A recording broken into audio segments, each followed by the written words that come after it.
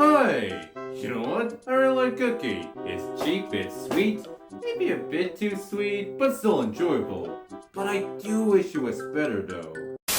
Now, introducing Grandma Cookie 2 with perfect flavor, same price as the first one, and a perfect texture. Get it on your local store now. What? I'm pretty sure most of you guys are familiar with what a sequel is, and I don't need to explain it. And if you don't, what are you, an alien? It exists in all sorts of media, from movies, TV shows, and of course video game, the subject of the video. It's inevitable when a thing does well, it's probably bound to get a sequel. Or the fans just won't stop asking.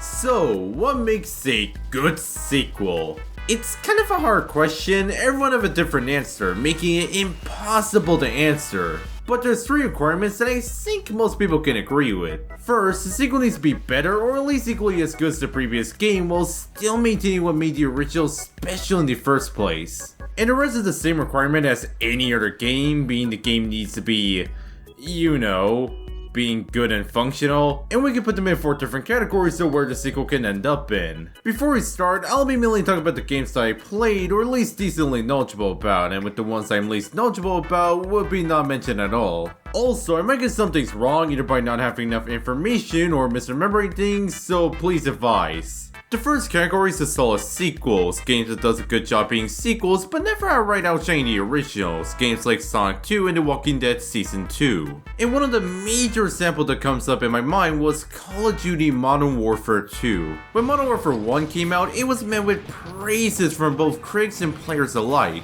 Back then, Call of Duty wasn't a big AAA series, it was relatively a small franchise. So when Modern Warfare 1 came out, it skyrocketed the entire franchise, turning once a small game series into a household name. And with that, you would think when Modern Warfare 2 was released, it was met with the same or more praises than the first game, right? People were more mixed when Modern Warfare 2 first launched, with one of the complaints being the game feeling like the same game and the lack of dedicated multiplayer servers. And it didn't help that the game got in a major controversy with one of the campaign missions, where it plays a domestic terrorist committing war crimes to trick the Russian government into going to war against the USA. Don't understand? Me neither. And it's not like the game is bad, far from it. The game does a good job here, with the campaign still maintaining the excellent writing and most of the missions are enjoyable. Well, except for one. Not naming any names. And the multiplayer, although being unbalanced, was still fun. At least what the internet voices have been telling me. But even with that, there was still a decent chunk of people who still enjoy the game nonetheless. And I think a lot of people look back at this game fondly nowadays. But in some cases, the sequel can overshadow the original. For example, who still remembers or actually prefers Payday 1 than Payday 2? Yeah, not that many. Silent Hill 2, Mass Effect 2, and most of Valve Games sequels like Portal 2, Left 4 Dead 2, and Team Fortress 2 all improve upon the original and surpasses it. And none shines better than Titanfall 2. The original Titanfall was relatively safe at the beginning, but later deteriorated as the years go by. But dedicated fans to the series stuck around, and when Titanfall 2 was revealed in E3 2016, fans were stoked about it. This could have been the saving grace of the Titanfall franchise. So what the hell happened? Titanfall 2 was released in 2016, the same year that Uncharted 4, Doom 2016, Dark Souls 3, Persona 5, the PlayStation 6, and Overwatch were all released in the same year. And then with the game being sandwiched between Battlefield 1 and Infinity Warfare, then you get a recipe for a poor release date. But the game has resurfaced again thanks to the game being re-released on Steam. And I'm glad it did, because this is such an amazing game. With the campaign having excellent writing and storytelling, and the gameplay is also good, with the slow Titan and the fast wall-running pilot gameplay mixing perfectly. And the campaign introduced fun gameplay mechanics in some missions, my personal favorite being the time risk thingy that changes time, and it's pretty fun to mess around with. And the multiplayer, even though I suck at it, was still fun.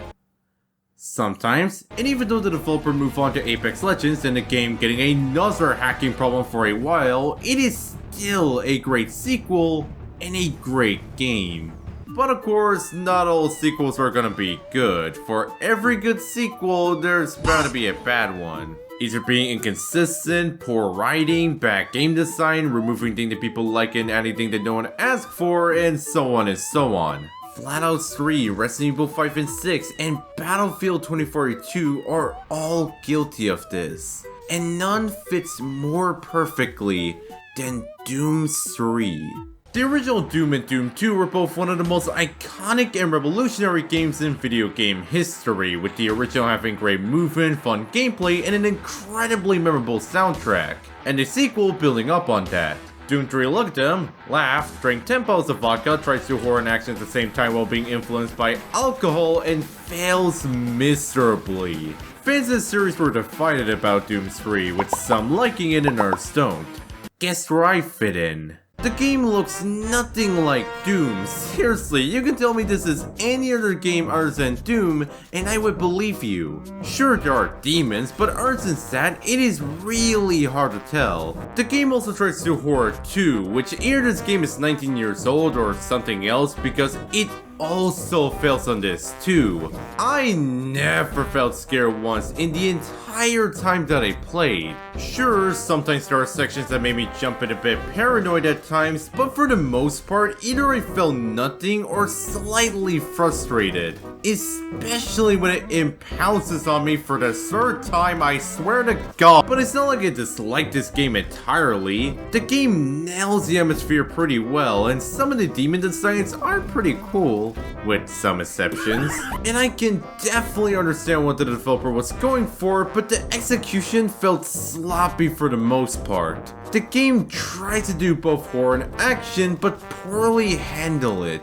But then you get sequels that are not bad, but not particularly good either. Games like Outlast 2 and the recent Modern Warfare 2. And none fits more perfectly than The Last of Us 2.